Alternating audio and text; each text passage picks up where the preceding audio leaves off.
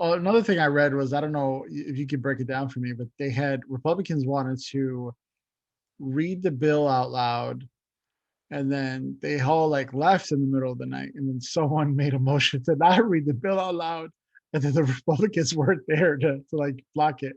But it's funny. I'm just grateful that it's happened. We're gonna get into it, but it's the right time, right? People were waiting. I think people wanted to give Biden and everybody a month to kind of settle in, and then they were like, "Where's the stimmy?" Now everybody's familiar with terms, and they're familiar with, "Hey, you guys want a majority? We gave you majority." And I think there was some frustration building, and we'll get into that. But look, everybody was saying mid-March. It's looking like the same, right? Biden today said that there will be stimulus checks coming within the next month. So I'm grateful. People need it. I need it, and it's probably the most.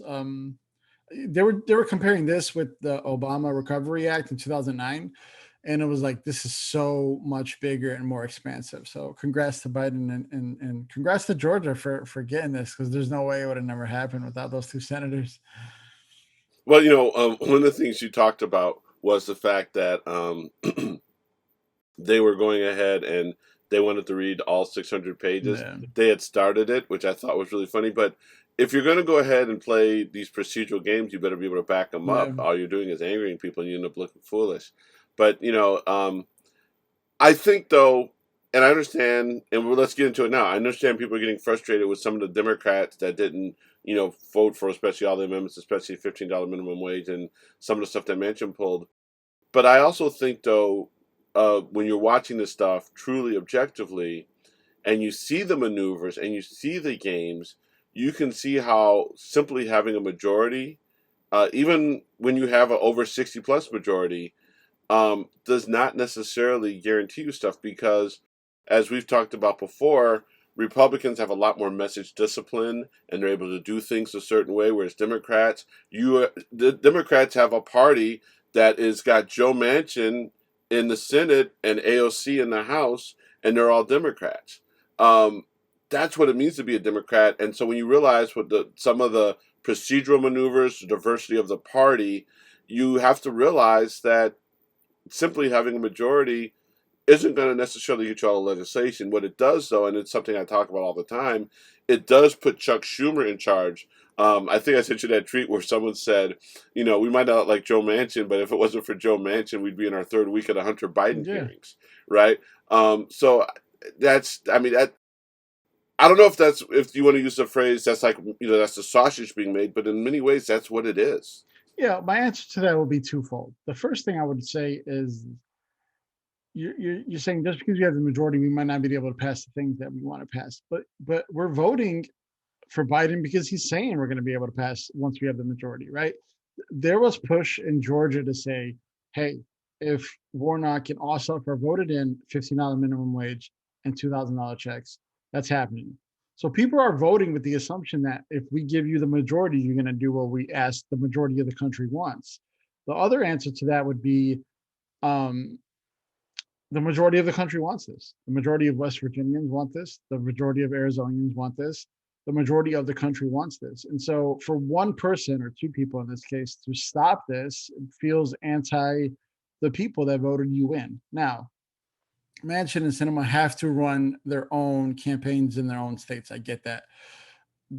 The criticism I saw and I gave to Cinema was the performative thumbs down, which I guess she was trying to say was like an ode to John McCain, which is, I don't buy at all for his famous kind of, that's one of the most famous political things now. But that was McCain against pressure, against public pressure against Trump, to give people health care. He voted to give people health care.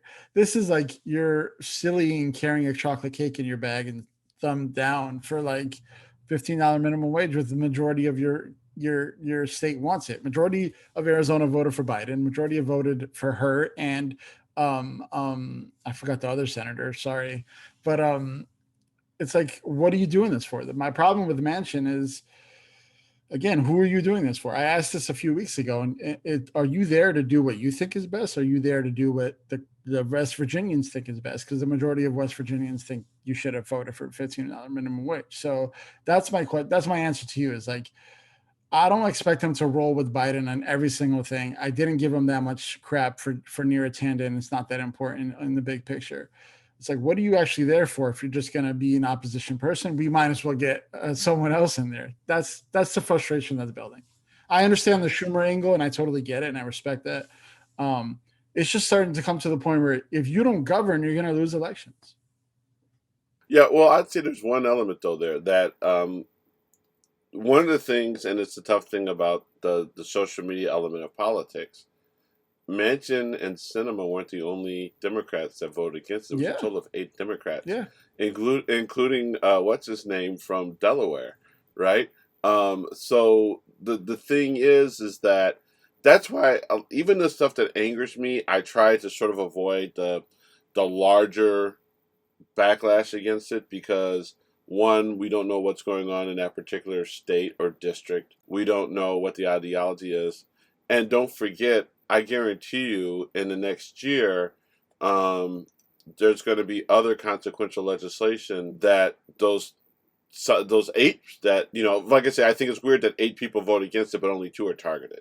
I yeah, have a problem with that. That just goes to show because don't forget, the day before that, the hardcore leftists were also pissed, saying that Kamala's yeah, costing you your $15, right? So the reality is that it's a collective outrage.